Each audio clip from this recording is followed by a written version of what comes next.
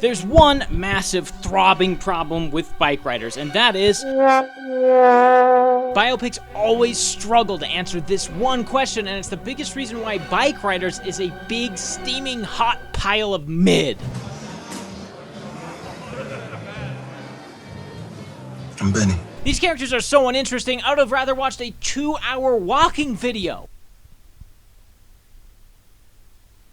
Yeah, this is way better. The actual lead of the film will shock you, and it's not Austin Butler, and it's not Tom Hardy. Speaking of Tom Hardy, for a film with such a great cast, I'm royally pissed off that they got almost nothing to do. In fact, Tom Hardy is a glorified side character in this. And of course, Tom is such a great actor that he delivers this really good performance that almost made me feel like there was something to this character. But at the end of the day, he's just this dude who made some dumb decisions, and haven't seen that before. The most frustrating part about this character is that they give him this compelling backstory where he's this family man turned into a gangster just because he was bored, and I feel like they could have done something more with that, but they don't. All they do really is imply growth from him wanting to be a gangster and then realizing that his creation's gone out of control, but there's not enough time spent with him actually coming to that realization. The most he does is have 2 scenes with Austin Butler where he says that he doesn't want to run the gang anymore, and then he burns down a bar for some reason and tries to act all macho tough guy. But he brings in a young man under his wing to maybe give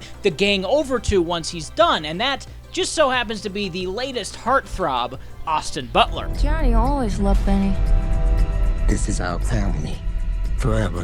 Who is so vague and mysterious, the film is nearly questioning its own orientation when he's on screen. He gives his usual look down and up, gravelly voiced performance while the film desperately tries to beat home the idea that he's an emotionless nutter, which is ultimately the point of the film, I think, and it's something that Benny, Austin Butler's character, is kind of an encapsulation of. The contrast of these two is supposed to display this fake toughness of Tom Hardy and the real death wish of Austin Butler, but no scene really solidifies that idea of him being this death-wishing guy outside of one where he runs a couple red lights as he dodges police officers. Outside of that, he's just kind of a guy who acts on instinct. He's a nutcase, watch out, he ran a couple red lights. Okay, what's he fighting for? Who is he? What's he stand for? What's his motivation? Couldn't answer any of those questions, and I just saw this 10 minutes ago. The whole film, he's just played so one note that I just don't get a good sense of this character at all, and none of the writing helps in that way either. Well, I gotta go home. Okay. He likes bikes, and yeah, that's it. But he never cries. Remember that, because at the end, he cries when Tom Hardy, spoilers, dies. It's a really strange moment that's supposed to kind of bring home the point of the film and make the message more clear, but it felt like I just was missing something, as these characters, especially him and Tom Hardy, are mostly left on the cutting room floor. In fact, Benny's character is mostly gone in the 3rd act, leaving this weird growth area kind of murky and underdeveloped. I wish that we actually knew why he was crying for Tom Hardy, because Tom was such a swell guy. He took him under his wing and taught him things in those 2 scenes that they had one-on-one conversations. But he's such a good dude, I just couldn't help the tears from coming. I just love him like a brother, man. He was my damn brother, and he got shot in the heart for nothing except for doing all these bad things. That's when I saw him for the first time. I'm Benny. I have to admit, he took my breath away. Secretly, though, the film is actually about Austin Butler's wife, who is Cathy. She married Benny because he was the one guy that didn't slap her ass on the way out of a bar one time. But I mean, look at his hair. How could you not want to be inducted into a biker gang and almost get sexually assaulted for that?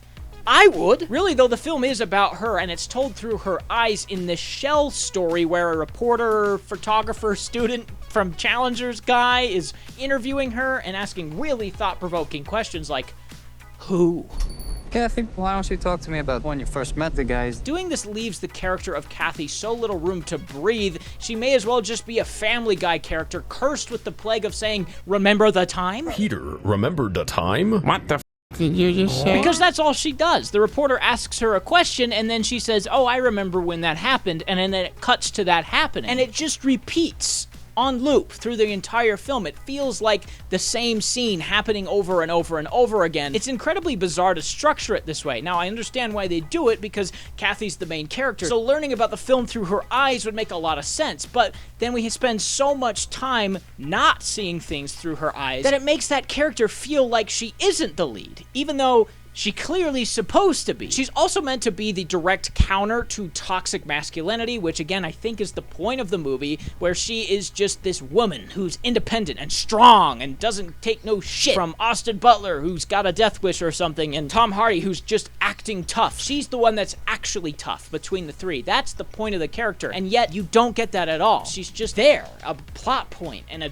weird nebulous character that can be pushed around, making that direct counter to what is supposed to be the point of the film just fall completely flat. But honestly, that's all I really have to say about this. It's incredibly boring for a movie with this runtime and this cast behind it. It's one of those films that you can say, hey, that really happened for real, and people will go, oh, that's neat, and then move on with their lives. I mean, I've watched 80-minute horror movies that have more personality, better characters, and a more engaging plot than this 2-hour movie. You haven't done this on people.